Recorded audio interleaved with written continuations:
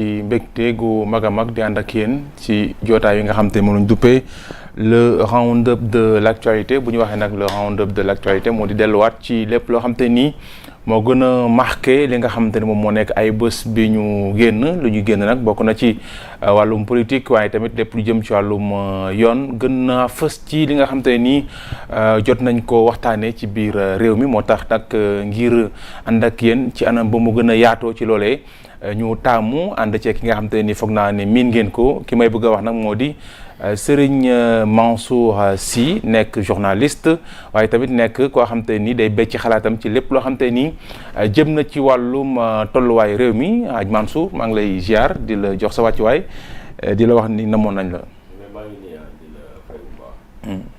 di nuyu l'ensemble du personnel technique de Sénégal sa communauté. téléspectateur di nuyu sama yaay bu baax. mais aussi di rafetlu li ngeen di liggéey bu baax a baax di ñaan yàlla Sénégal nekk ci jàmm. xale yi surtout yàlla may leen xëy ak wér parce que ñaari équation yooyu daal ku ko def muy combat je pense que bu ko réussir moom. nekk autorité politique loo bëgg ci réew mun nga ko am. am na solo jërëjëf. alors ñu tàmbali nag waxtaan wi ak li nga xam te ni tey la am mu di assemblée nationale tey la ñu ubbi li nga xam moo nekk session unique 2023-2024. alors déjà nan nga ko jàngatee. Écoutez, ce sera à l'image du, comment dirais-je encore, même si je ne le souhaite pas, ça va être à l'image des autres sessions qui se sont précédées.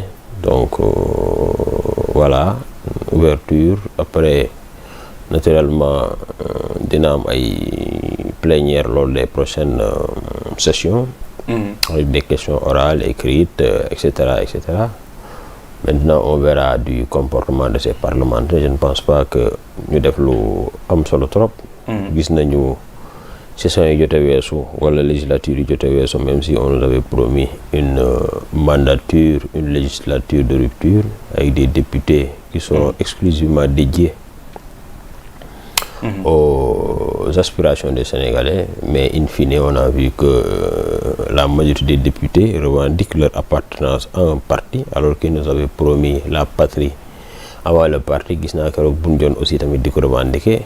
Donc da ngay xam ne Sénégal franchement li ñu dal yëpp homme politique ñooñu ko teg.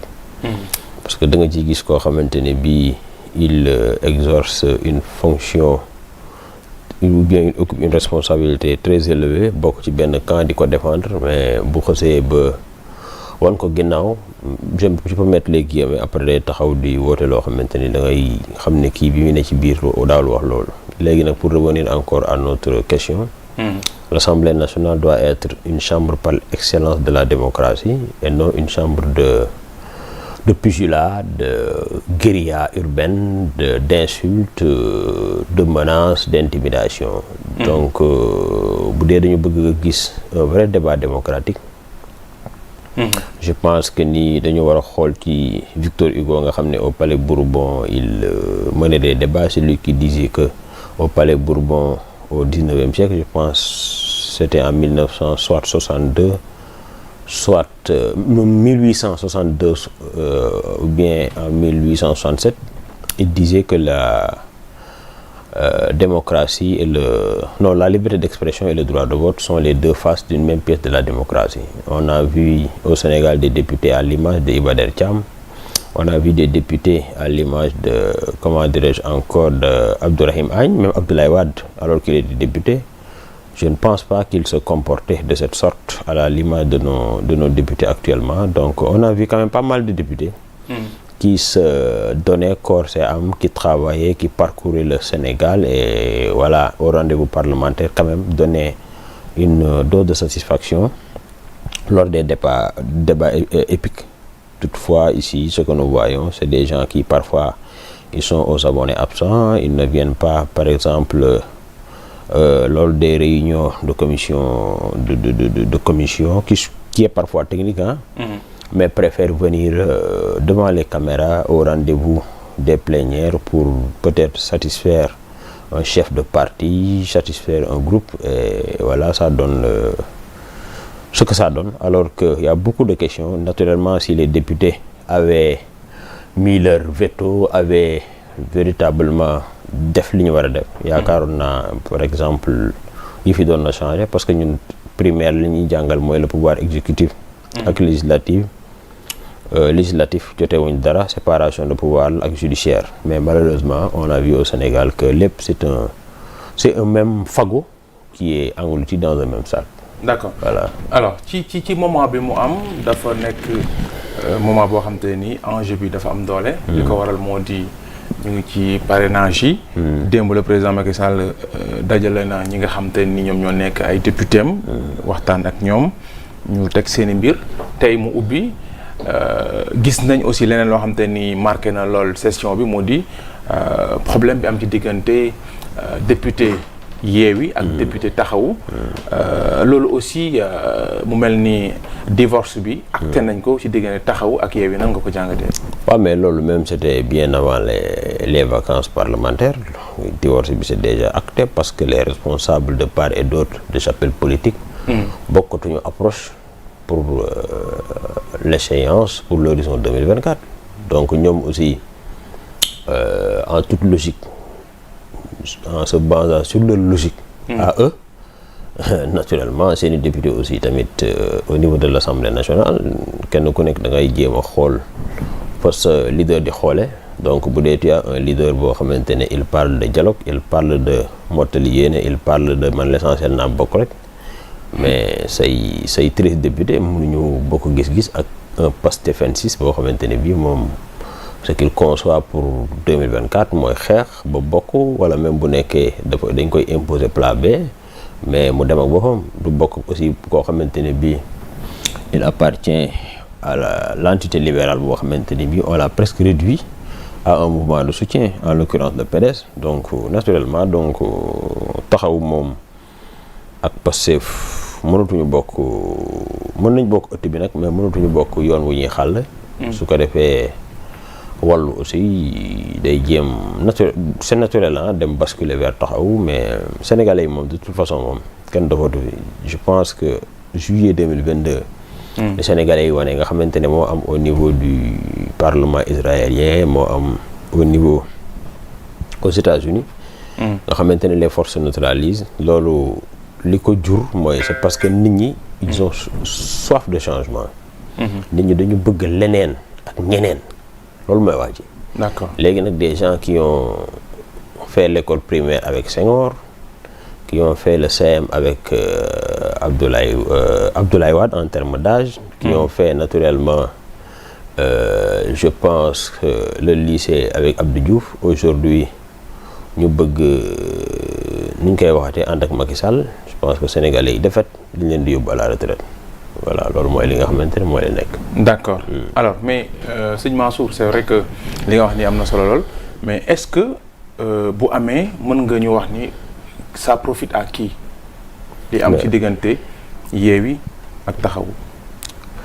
waaw mais en fait loolu wax naa la ko ki ciy profiter mooy ki nga xamante ne bii il a une ligne de conduite que comment dirais-je encore cohérente. Quelqu'un boo xam mooy ki nga xamante ne bii démarche am fi mu nekk, même si pour certains dafa def erreur, mais moom li mu gëm mooy wax dëgg neex yàlla moom voilà dañu war a changer affaire yi quoi, parce que nag wax dëgg ne mais nañu wax ne dëgg depuis 2012. depuis 2012. non assemblée nationale moom non année bu jot ñu wane loo xamante ne bii ñi àndoon ak ñoom wala ñi jàppoon ni bu ñu ñëwee yi fi dana soppeeku dañuy am mbetteel, la ñuy am gàcce. loolu ñëpp gis nañ ko. sëriñ bi assemblée nationale bu France. Macron xalaatul téeméeri xelam xalaatul non di ci dugal loxoom. justice bu France Emmanuel Macron xalaatul téeméeri xelam di ci dugal loxoom. un jour le président de la République Macky Sall en l'occurrence dafa accordé woon benn audience avec un dignitaire très connu d'ailleurs du Sénégal. ñuy waxtaan ci mbiru Lamine Diack. président ne ko yow xalaat nga rek justice su France Macron dugal ci loxoom, mais lim ko wax man doon na ma neex trop man ma demoon France wala ma nekk feneen nit abordé ma sur une question ma ne ko mais est-ce que yaakaar nga ni président Macky Sall justice Sénégal mën na ci dugal loxoom? C'est pas la perception que les gens ont du Sénégal. Joe Biden day wax ba géex bëgg a def mais ñaata yoon que de fois on a vu par exemple des lois yoo xamante ne bii gars yi au niveau aux États-Unis au niveau du Congrès gars yi dañ ciy opposé amendement jàkkaarloog président bi mais au moins sax mu nekk lueur d'espoir au moins nga xamante ne dëkk bi am na benn genre check balances benn genre contrebalance pour yëf yi voilà quoi doo sañ a def lépp mais fii suñu président yi sañ non mais loolu ñëpp xam nañ ko loolu amu fi ni ñu gouverner le Sénégal depuis 1963 man awma sentiment ni ci institution yi affaire yi dafa changé war nañu réformer l'administration sénégalaise. Macky Sall am na lu mu ci defoon avec une rencontre à Diamniadio. Il a même demandé pourquoi les choses en fait tardent à venir en 2016. Il n'y a pas eu de suivi escompté. Justice président Macky Sall dafa waxoon ni suma accès aux affaires loolu wax na ko 2012 li ma leen di dig ñaar la modernisation de la justice mais aussi rendre la justice indépendante. am na ay réformes judiciaires yu mu def parce que bi muy ñëw li mu fi fekkoon mooy ce qu'on appelle les tribunaux départementaux et régionaux. moom moo réformé ba ñu am les tribunaux de grande instance et les tribunaux d'instance. Cour suprême cour d'assises moo fi amoon non chambre criminelle moo fi amoon léegi on parle des assises xam nga Sonko foofu lañ ko yóbbu woon. dañu enrôler le dossier ak yeneen réforme code pénal code de procédure pénale même si pour certains ils disent que ne bon certaines dispositions visaient par exemple certaines manifestations musclées donc am nañu ko la réforme sur ce qu'on appelle la chambre administrative de la Cour suprême mooy comment dirais-je encore le référé nga xamante ne temps yi c'est d'actualité loolu je pense que c'est le président de la République Macky Sall am na ay réformes yu mu def quoi comprendre nga mais malheureusement perception bi la changé wul te loolu moi je pense que c'est le talon d'Achille véritablement de la justice bu ñu demee ba un juge joxe